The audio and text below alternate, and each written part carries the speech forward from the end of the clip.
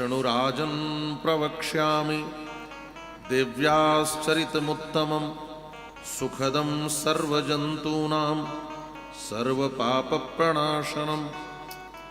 अब मैं देवी के उत्तम चरित्र का वर्णन कर रहा हूं। देखिए, देवी का मध्यम चरित्र भी है, देवी का उत्तम चरित्र भी है। तो उत्तम चरित्र का वर्णन कर रहा हूं जो सभी प्राणियों को सुख देने वाला भी है और यह चरित्र सबके पापों का नाश करने वाला भी है। यथा शुंभो निशुंभश्च भ्रातरौ बलवत्तरौ बभूवतुर्महावीरौ अबध्यौ पुरुषैः किला। ये शुंभ निशुंभ दोनों पूर्व काल में असुर थे और दोनों भाई थे, बड़े बलवान महापराक्रमी थे और यह भी पुरुषों से अबद्ध थे। महाराज ऐसा इन्होंने क्या किया? कहा इन दोनों भाइयों ने 10,000 वर्ष तक कठोर तप किया। 10,000 वर्ष तक। अच्छा, एक बात है, ये जितने भी आपको असुर मिलेंगे बड़े पुरुषार्थी मिलते हैं महाराज, बड़े पुरुषार्थी। यह इतने पुरुषार्थी होते हैं यदि इनके जीवन में अहंकार न हो, अहंकार न हो तो ये पूज्य हो जाए। इतने बड़े तपस्वी, लेकिन सबके भीतर कोई न कोई दोष पाया जाता है, यही समस्या है। अरे तप के बिना कुछ नहीं होता।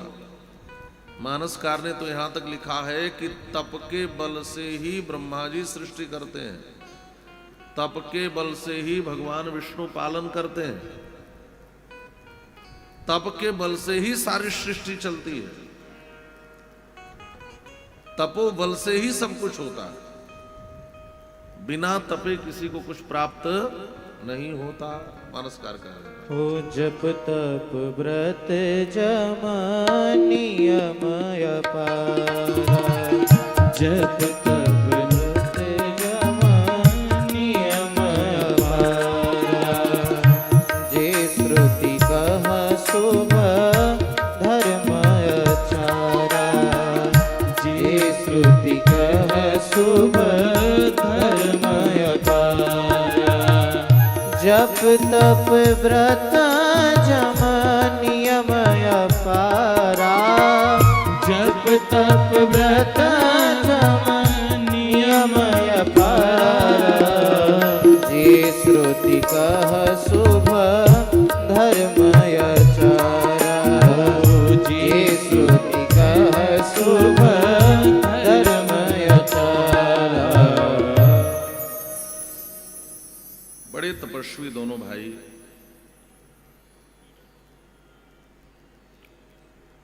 ब्रह्मा जी प्रसन्न होकर के वर देने के लिए आए। तो इन्होंने भी वैसा ही वर मांगा जैसा महिषासुर ने मांगा था, ये मिलता जुलता वर है। शुंभ निशुंभ ने भी कहा कि महाराज पुरुषैः अमराद्यैश्च मानवैर मृग पक्षी भी। सबसे पहले तो कहा कि हमें कोई पुरुष न मार सके, कोई पुरुष न मार सके, और कहा न देवता मारे, न मनुष्य माने, न मृग माने पशु होता है, न कोई मृग पशु मारे, न कोई हमें पक्षी मार सके, और पुरुष जाति से तो हमारा बध ही न हो। अवध्यत्वम कृपा सिंधु देहिनो वांछितम वरम, यही हमारा अभिष्ट वर है।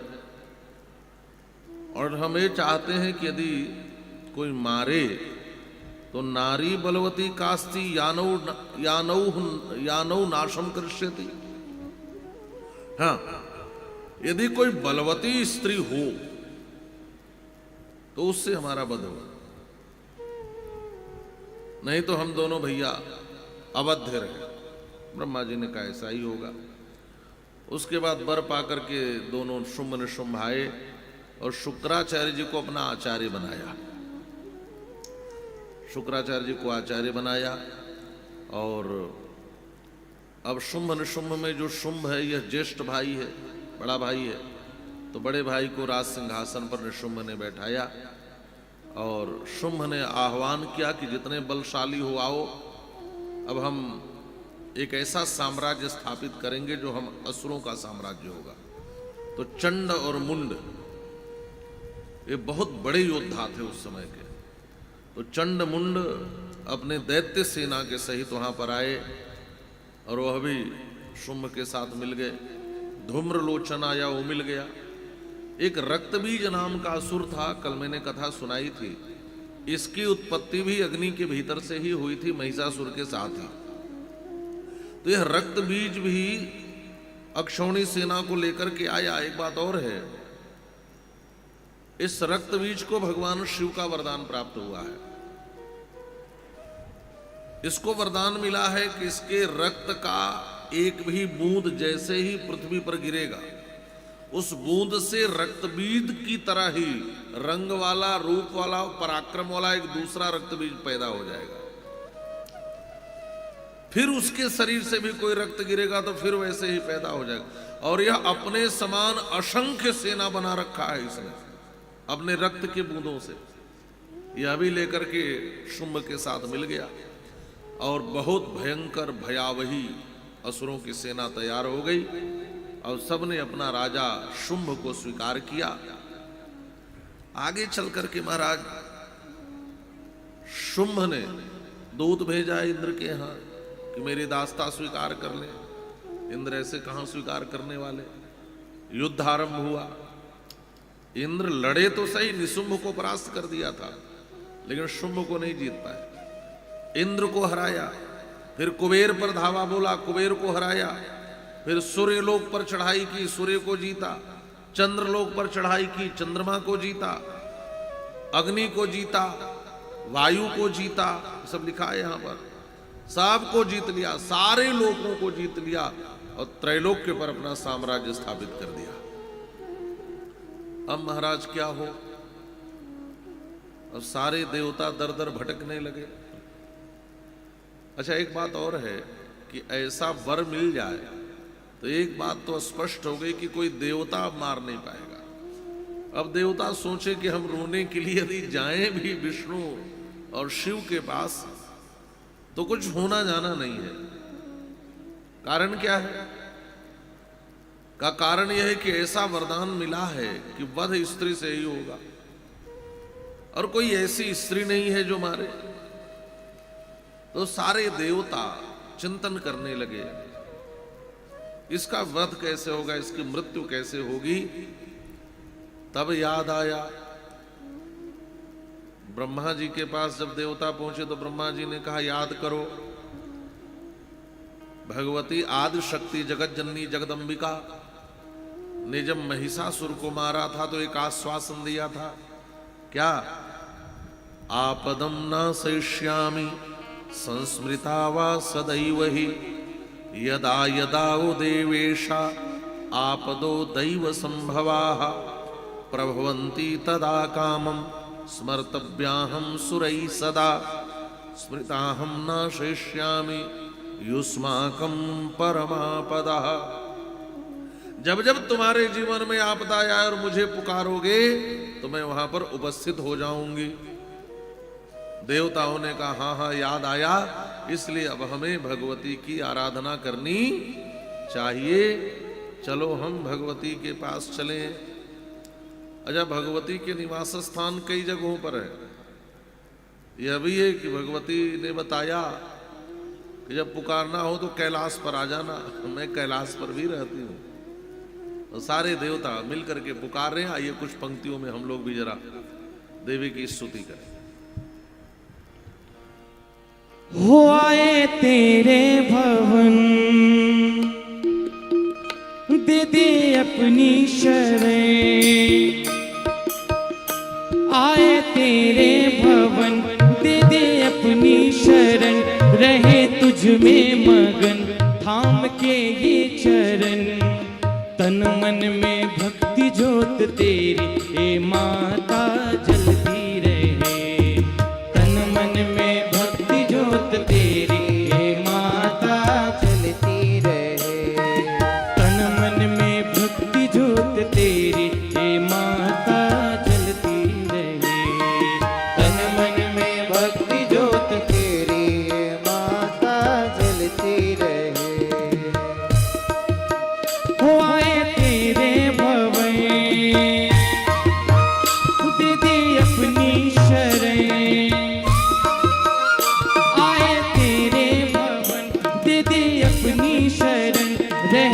तुझ में मगन थाम के ये चरण, तन मन में भक्ति जोत तेरी हे माता जलती रहे, तन मन में भक्ति जोत तेरी हे माता जलती रहे।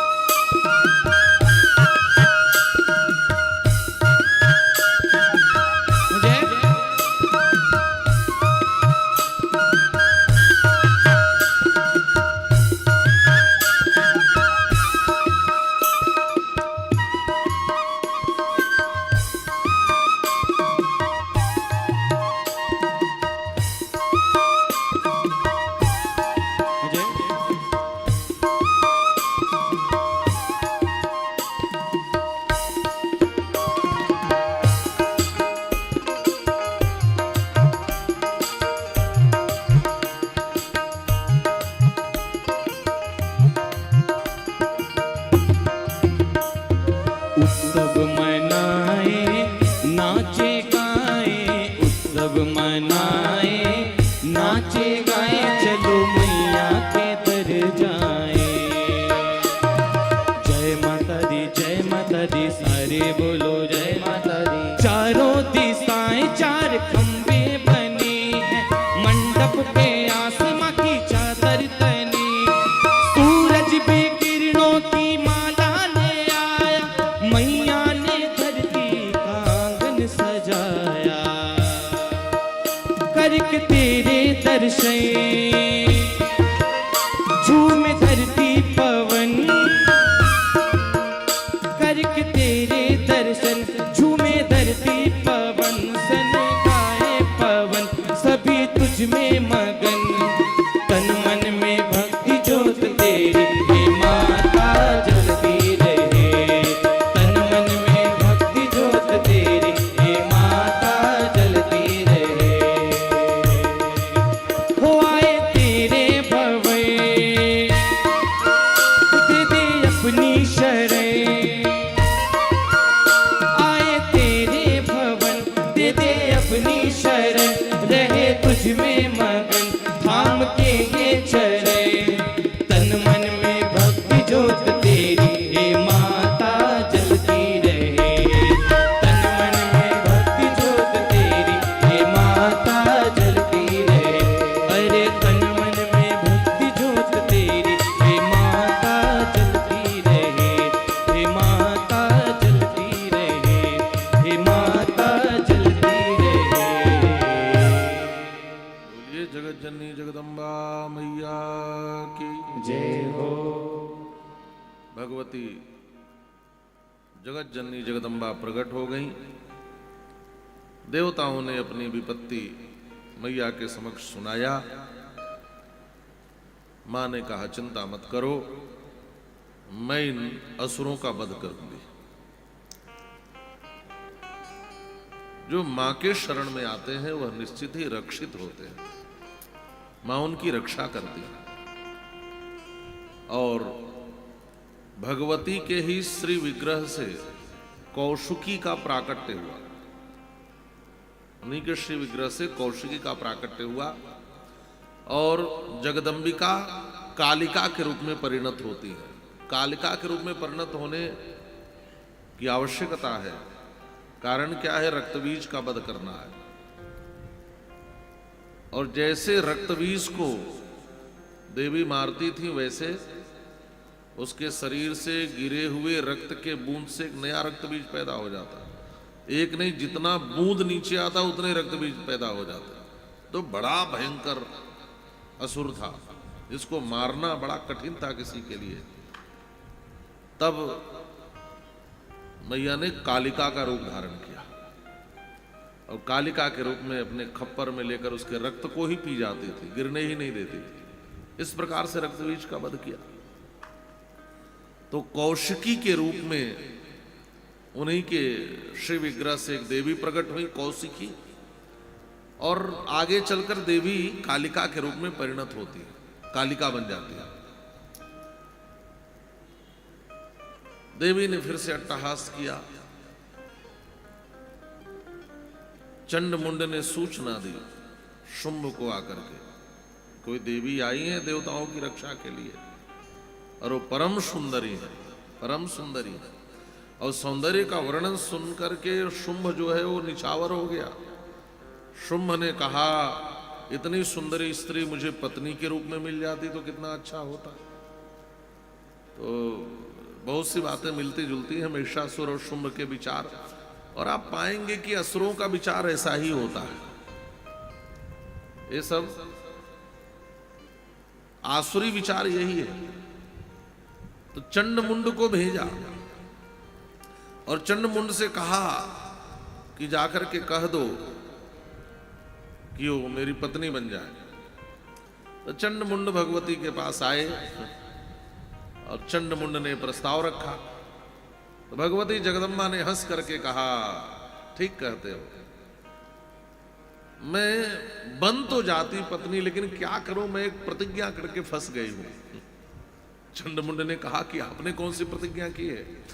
कहा, मैंने प्रतिज्ञा यही कर रखी है कि जो मुझे जीत लेगा मैं उसकी पत्नी बनूंगी। तब प्रतिज्ञा के परवश होने के कारण यदि तुम्हारे महाराज शुंभ निशुंभ में दम है और बल है तो उनसे कह दो कि मुझे जीत ले और पत्नी बना ले, और यदि नहीं जीत सकते तो मुझे पत्नी बनाने का ख्वाब देखना छोड़ दे।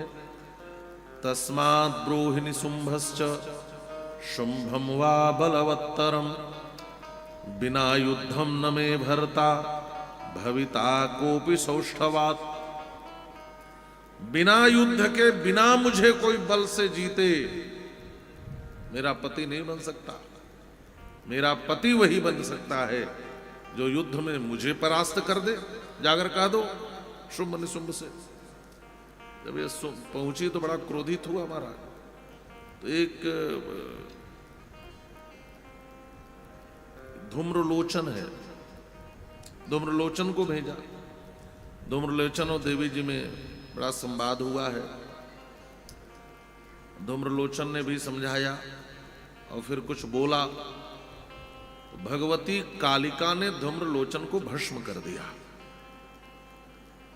जब धूम्रलोचन मारा गया सुना, तब क्रोधित होकर के फिर चंडमुंड को युद्ध के लिए प्रस्थान का आदेश दिया शुंभ निशुंभ ने। और चंडमुंड ने फिर से समझाना शुरू किया कि पति के रूप में स्वीकार कर लो। बड़ा अनर्गल बोल रहा था। फिर भगवती ने चंड और मुंड का भी वध किया। अब इनके संवाद की क्या चर्चा सुनाऊं? कल मैंने बहुत चर्चा सुनाई है दोनों के संवाद का। उसके बाद रक्तबीज को भेजा शुंभ ने। रक्तबीज आया।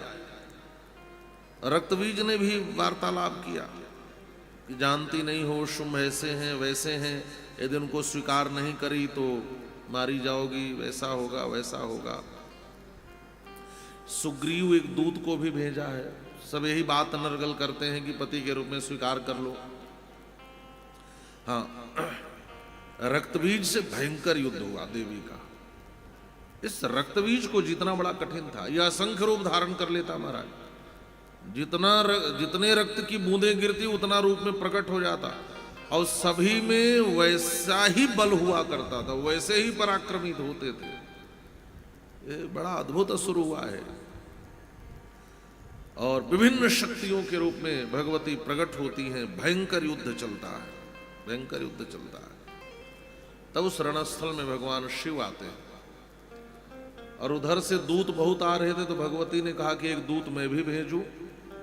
भगवती ने शिव को दूत बनाकर भेजा शुंभ के पास, लेकिन शुंभ समझने वाला नहीं था। तो भगवती ने फिर गर्जना करी है और रक्तबीज को का वध कर दिया। अब इसमें वध में जो मैंने अभी अभी निवेदन किया था उसी प्रकार से मारा। इसके रक्त को नीचे गिरने ही नहीं दिया। कालिका के रूप में भगवती इसके गिरने वाले रक्त को लेकर खप्पर में पी जाती थी। बूंद ही नीचे ना गिरे, इसलिए पैदा नहीं हो सका आगे। फिर रक्तबीज को मारा तो निशुंभ आया लड़ने के लिए। भगवती ने निशुंभ का भी वध किया है। तब अंत में शुंभ आया, और शुंभ का और भगवती का पहले तो यहां पर वार्तालाप हुआ, और उस वार्तालाप में देवी ने समझाया भी है। एक बात आप पाएंगे कि चाहे भगवान हो चाहे भगवती, एक अवसर सबको देती है।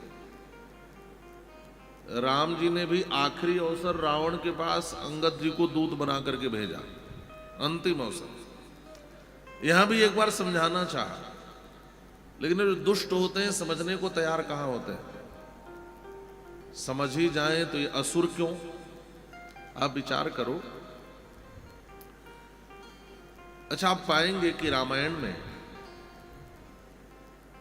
रावण के समक्ष शूर्पणखा ने सीता जी के सौंदर्य का वर्णन किया।